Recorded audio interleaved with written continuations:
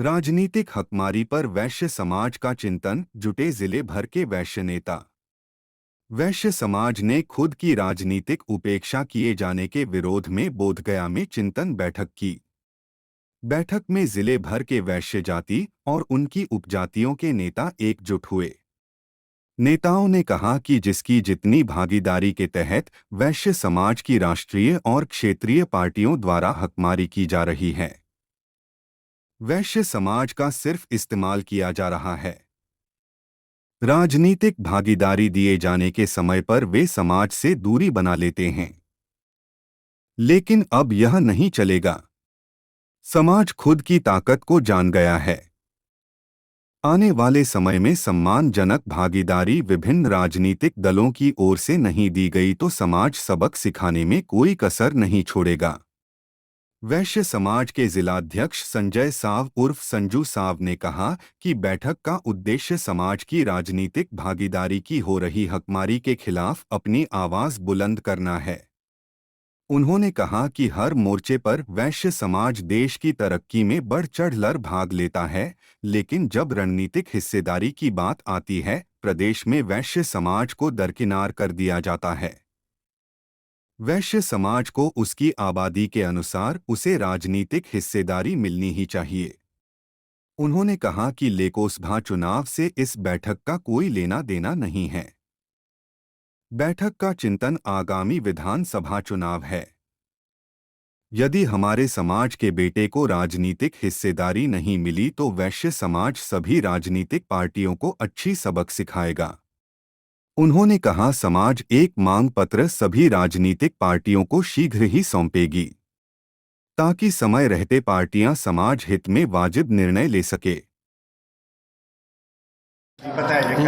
आज महाबोधि सांस्कृतिक केंद्र बोधगया में बैस की राजनीतिक भागीदारी की हेतु चिंतन बैठक आयोजित की गई थी, जिसमें तमाम बैस के पदाधिकारी, प्रखंड अध्यक्ष एवं गया लोकसभा के जो प्रबुद्ध बैस राजनीति करने वाले नेता हैं, उनको इस कार्यक्रम में बुलाया गया था। मंत्री जी का राजनीतिक कार्यक्रम होने के कारण चुनाव के चलते आते हम लोग 4 बजे से लगभग इंतजार कर रहे हैं। साथ ही आधा हॉल के लोग करीब इंतजार करते करते बहुत ग्रामीण क्षेत्र से आए थे, उन लोगों को जाना पड़ा। फिर भी यहाँ आधा से ज़्यादा लोग अभी हॉल में भरा हुआ है, इंतजार कर रहे थे।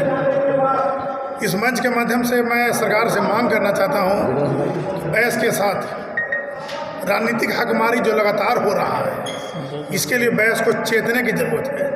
पूर्व में हमारे बैस का जब बिहार में एक डिप्टी सीएम हुआ करता था तो वो सीट पर हमारे बैस का बेटा बैठता था। बिहार में हमारे 3 से 4 की संख्या में सांसद हुआ करते थे, लेकिन इस बार एनडीए ने मात्र 2 व्यक्ति को लोकसभा का टिकट दिया। अरे दरवाजा बंद करो ना।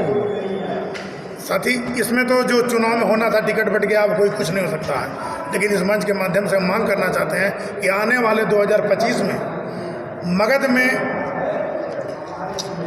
मगध में कम से कम 5 की संख्या में बैस के संभावित जो उम्मीदवार हैं, जो बैस समाज की राजनीति करते हैं, जो राजनीति में जुड़े हुए हैं, अन्य पार्टियों दलों में आपके पार्टी का झंडा लेकर घूम रहे हैं गांव ग्रामीण क्षेत्र में, उनको चुनाव में भागीदारी दी जाए, जिससे कि वो अपनी समाज की आवाज़, अपने पार्टी की आवाज़, अपने कार्यकर्ताओं, अपने गांव गरीब की आवाज़ को सदन में पहुंचाने का काम करेगी। हम लोग हमारी मांगे हैं जो भी राजनीतिक पार्टियां हैं, जो अभी फिलहाल हम लोग के सरकार है, उनसे मांग हम लोग रखे। मांग पत्र पहला पकड़िए, ये मांग पत्र। और निर्णय लिया गया है कि जो भी हमारे बैस के बारे हक के लड़ाई लड़ेगा, वही 2025 में हम लोग उन लोगों के साथ हम लोग जाएंगे। 2025 का नारा है। और आज चिंतन बैठक है, जो बैस समाज का जो 22% आबादी है, 22% आबादी के अनुसार हम लोग का हक चाहिए।